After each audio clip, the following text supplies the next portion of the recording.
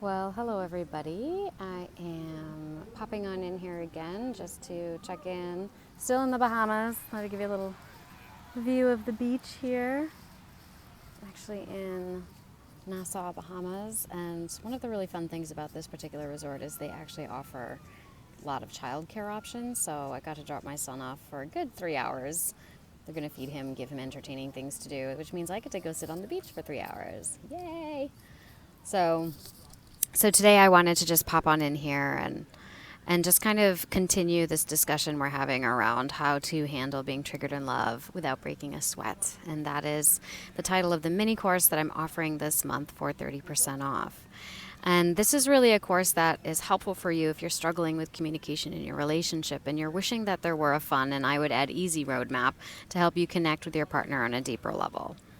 And, it may be, I find that a lot of people in my online community, they've usually purchased a few online like ebooks or courses on exactly what to say or, what to text when you feel like you're in a rough spot with your lover or your prospective partner. But somehow it kind of tends to fall flat. Either it doesn't work, or it tends to have the opposite effect, or it comes across as clumsy, or you feel like you're not showing up authentically in the relationship. It just doesn't feel like it's you.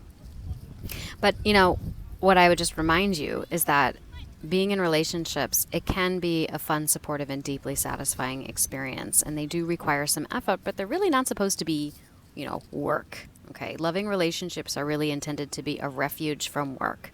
And the good news is you do not have to be perfect before attracting, recovering, or even revitalizing the perfect love in your life.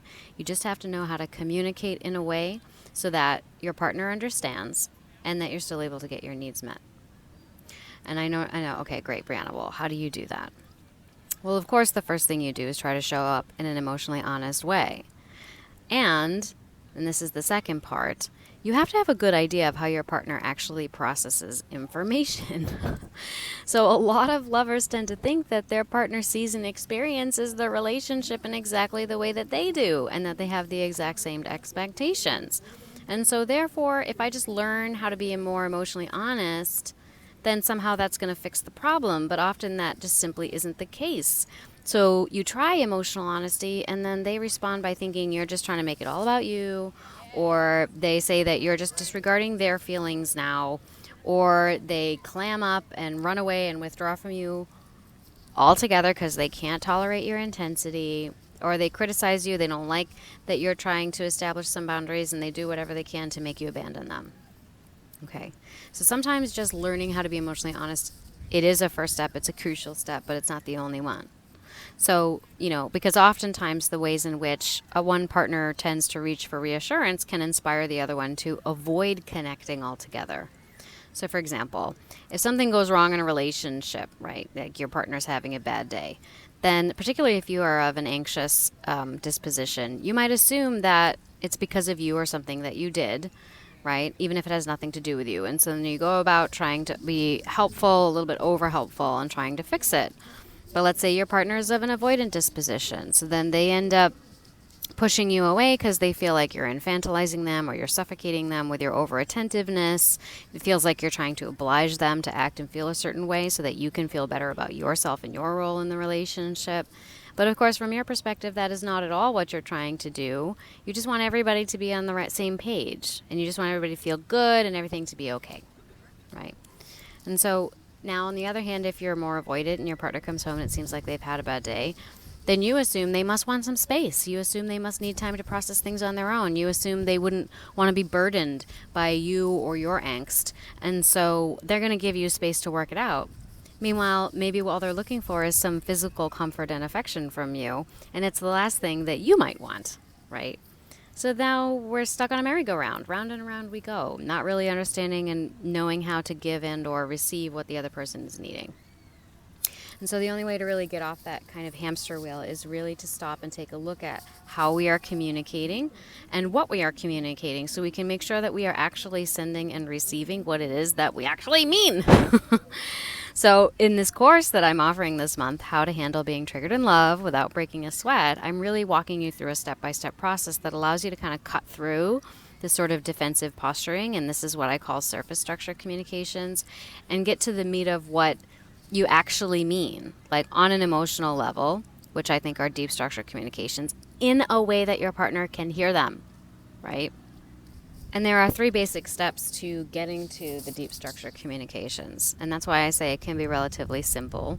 And that is, what am I thinking? Asking yourself in the moment, what am I thinking? How does that relate to what I'm feeling?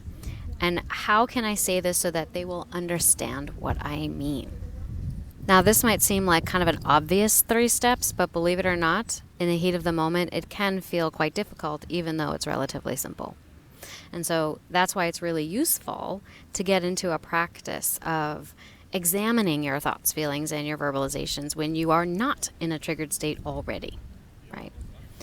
So this course, one thing you might like to know is that it was originally recorded live with about 50 students who joined me.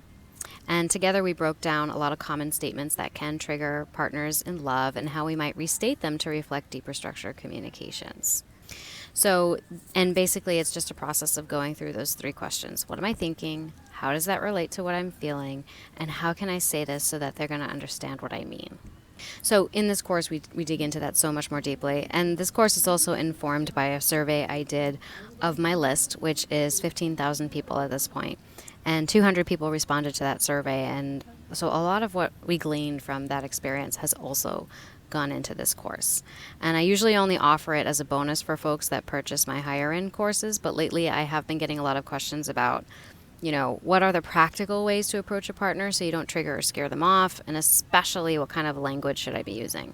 So this course is going to help you with that, like hands down. And again, for this month, I'm offering it for 30% off. Just as a reminder, you're not going to find this on my website because I usually only offer it as a bonus for other courses. So the only way you can access it is through the link in this caption of this video. I'm also doing a lot of promotional content in my group this month, so you might be able to find it in another post as well, but you'll only be able to get it through this link. And if you want a little bit more detail, I invite you to check out the info page. It's a 3-part course, but it totals 13 lectures in all. So to learn more, I invite you to check out the info page because you'll be able to take a look at the curriculum in detail. Or you can also check your inbox if you're on my email list, because I'm going to be sharing some more little tidbits here and there throughout the rest of the month. So stay tuned.